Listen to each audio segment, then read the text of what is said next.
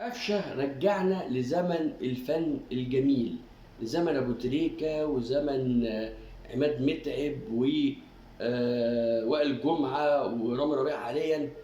رجعنا لزمن يعني إيه التضحية من أجل النادي الأهلي. السلام عليكم ورحمة الله وبركاته حبايب عمرو الأهلاوي في كل مكان، وزي ما متعودين قبل ما نبدأ حلقتنا ما تنسوش شير واللايك والاشتراك في القناة عشان يوصل لكم كل جديد، ودعما لأخوكم عمرو الأهلاوي مستني دعمكم. وقبل ما تخرجوا من الحلقة ما تنسوش اللايك الجميل بتاعكم.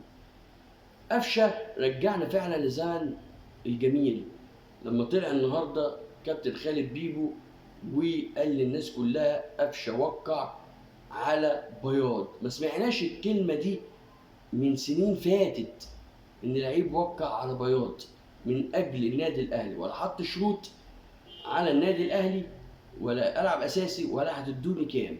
انا تحت امركم، وقدروا محمد مجدي قفشه وانا تحت امركم. هرجع لكم بحته فاتت كده. قفشه قد ايه استحمل كتير. لو لعيب غيره مش حابب النادي الاهلي او مش حابب الكوره كان زمانه انتهى في النادي الاهلي وراح اي فرقه تانية واتنسى كمان. لما قعد جمهور النادي الاهلي كتير في حاله مستواه القليل اللي كان قليل فتره فيها، واللي كان جمهور النادي الاهلي بينادي وانا كنت واحد منهم: كفايه يا قفشه، ارحل يا قفشه، كفايه عليك كده، بعد القضيه ممكن انت انتهيت، مش شايفينك. لا، قفشه خد الكلام ده وفضل وما يردش وياخد الانتقادات دي بالايجابيه وليس السلبيه. وكمان قعد مع مستر كورر وشاف ايه اللي محتاجه مستر كورر وعايزه، واشتغل على نفسه محمد مجدي قفشه. والفتره الاخيره رجع لمستواه ورجع لحالته البدنيه، وبقى ينفذ خطه كولر، وبقى عنده مستر كولر عنده قفشه بقى اساسي في الفريق، وطلب التجديد كمان. بنقول مبروك لمحمد مجدي قفشه التجديد 3 سنوات قادمه غير الموسم اللي موجود في عقده الحالي، يعني 4 سنوات موجود داخل جدران النادي الاهلي. الف مبروك يا محمد مجدي قفشه وبالتوفيق. وخلتنا يعني ايه نعرف يعني ايه تضحيه ويعني ايه النادي الاهلي. شكرا على لتاني مره بتعرف الناس كلها، تاني مره بعد موضوع الاولاني قبل ما تيجي النادي الاهلي واللي انت عملته مع بيراميدز، وادي التانيه اهي يعني ايه النادي الاهلي، واللي نشيله فوق راسنا، نشتري الاهلي نشيله فوق راسنا، واللي يبيعنا نبيعه.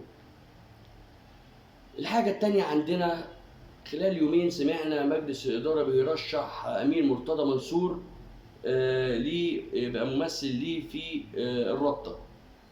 طبعا اتحاد الكرة حاطط شروط للرابطة للممثلين الرابطة. ايه الشروط دي؟ بتقول 4 شروط نقولهم مع بعض عشان نعرف هي منطبقة على أمير مرتضى ولا لأ. الشرط الأولاني لازم يكون لعيب كورة في الدرجة الأولى والثانية ولعب لمنتخب مصر. الحاجة التانية يكون حكم سابق حكم في الدرجة الأولى. الحاجة التالتة يكون مدرب معتمد من اتحاد الكورة درب في الدرجة الأولى والتانية. الحاجة الرابعة يكون عضو سابق قبل كده في مجلس النادي قبل كده.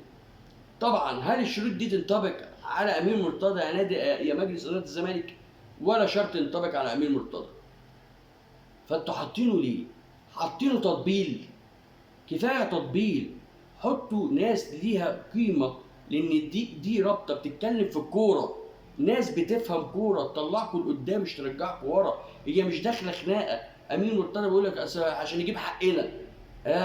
مش اصل هو مش هيضرب في الناس جوه يجيب حقنا، ده بعقل ودي كوره.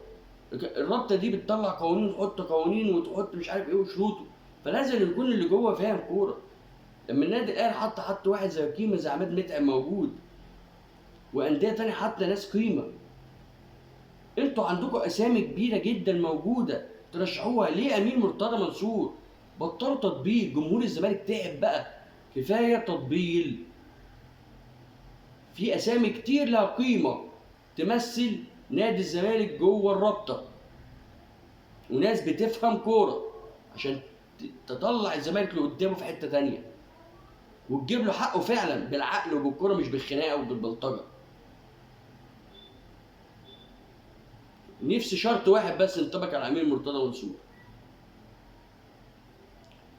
الحاجة الثالثة اللي بعد كده عندنا وهي قصة واخر تطورات المهاجم النادي الاهلي، وازاي هو مرتبط بالقدوسي.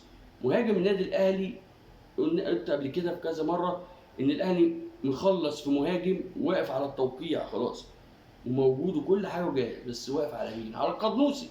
القدوسي لازم يمشي او يخرج عشان يجي مكانه، هو مفيش مكان تاني فاضي في النادي الاهلي كمركز اجنبي في وجود القدوسي. فالنادي الاهلي عمال يحاول مع القدوسي يخرج اعارات. قلت لكم قبل كده ان القدوسي جاي له اعارات كذا اعاره، اخرهم النهارده زد مديله داخل بجديه في اعاره اللاعب، وكمان مرتب كويس 750,000 دولار في الموسم. يعني نادي زد داخل بقوه وعايز اللاعب اعاره، مع طبعا نادي سيراميكا كليوباترا، بس نادي زد داخل بقوه ماديا. وكمان بره قلنا في الجزائر في ناديين منهم شباب بلوزداد، وكمان في نادي في الامارات، فجاي له عروض كويسه. لكن القدوسي قصته كلها ان عايز يقعد في النادي، هو جاي عشان خاطر هو لعيب كبير فعلا وانا مقتنع بامكانياته، هو جاي عايز ياخد فرصه في النادي. قعد مع مستر كوره عمر اداره، ادوني فرصه، ادوني مساحه ان اثبت نفسي، انا ما خدتش وقت، فانا مش هاجي واطلع كده وخلاص، لازم اثبت للناس ان انا لعيب كويس.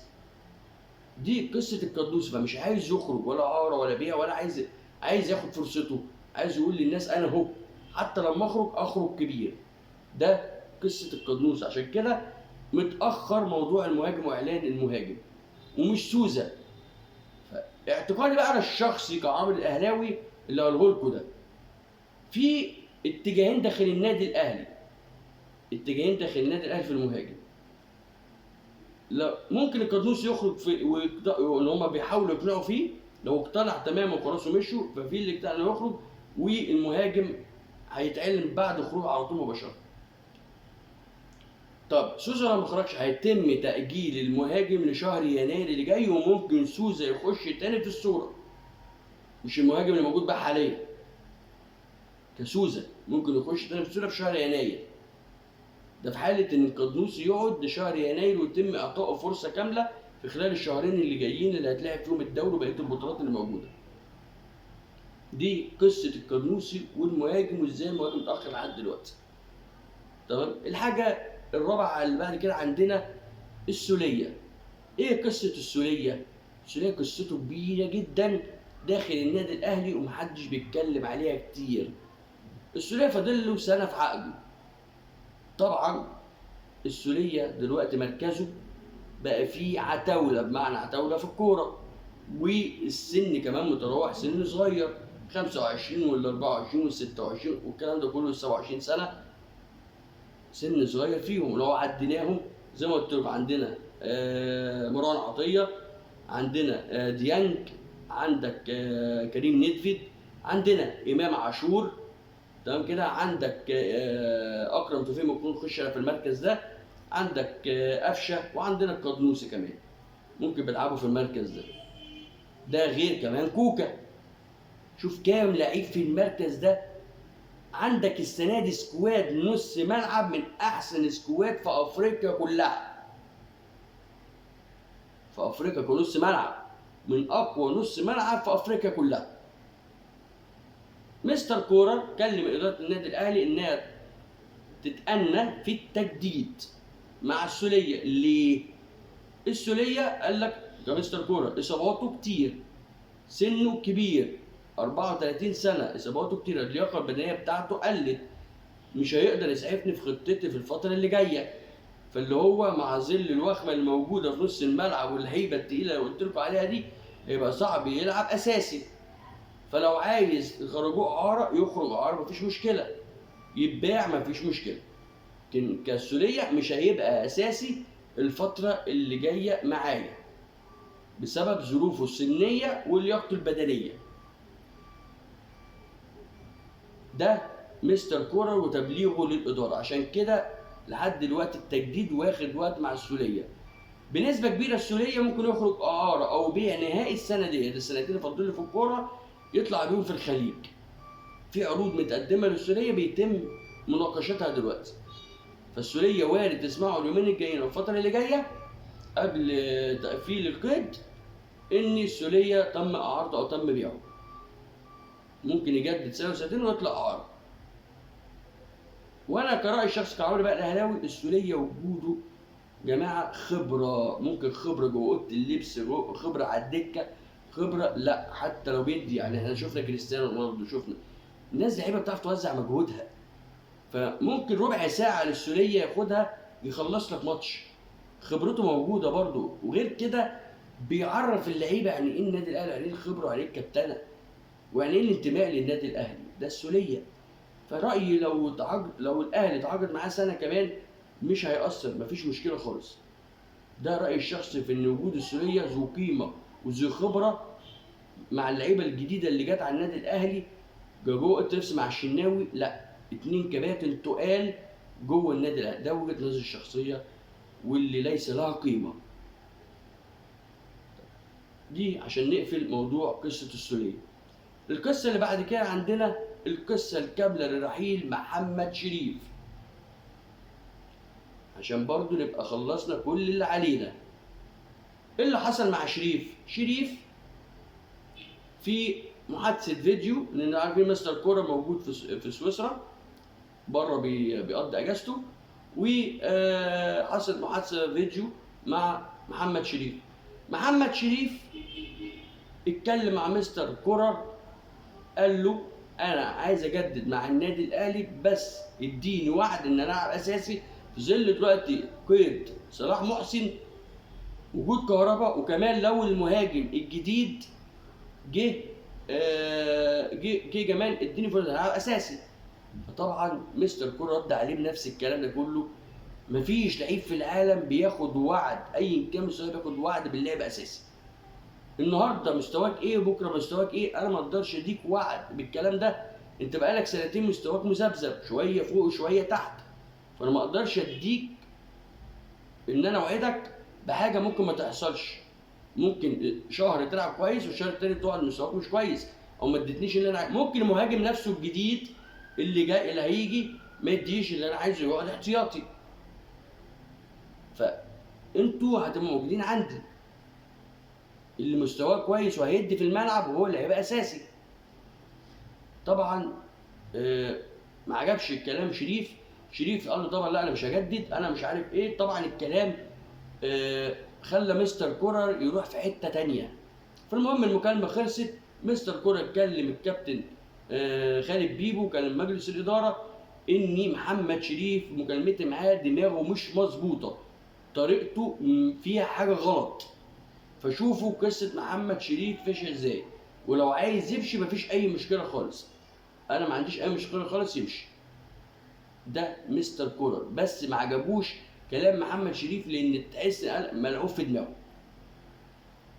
فمجلس الاداره لما قعد مع محمد شريف قال له انا لا، انا مش هلعب كده اساسي، وانا عايز العب اساسي، انا مش هكمل في النادي الاهلي، انا جاي لي عرض من السعوديه، انا موافق على العرض وعايز امشي، انا فاضل لي موسم، ولو ما مشيتنيش بنفس القصه كده، لما ما مشيتنيش انا همشي فري في شهر 1، امضي واوقع في شهر 1 اللي جاي. فانا مش عايز اكمل في النادي الاهلي، انا شايف نفسي مش هعرف العب اساسي الفتره اللي جايه، فانا عايز امشي. فخلال ساعات قليله هتلاقوا خروج تصريح من النادي الاهلي ببيع محمد شريف خلال ساعات قريبه. طبعا بعد مكالمه مستر كولر مجلس الاداره، فمجلس الاداره قرر وضع شرط اساسي داخل النادي الاهلي، شرط في شريف، وقال ان هو هيدوه 3 مليون دولار في عقده عشان لو لعب في اي نادي بعد كده داخل مصر يدفع 3 مليون دولار. يا رب اكون وفقكم باخبار النهارده، واشوفكم في حلقه جديده مع عمرو الاهلاوي.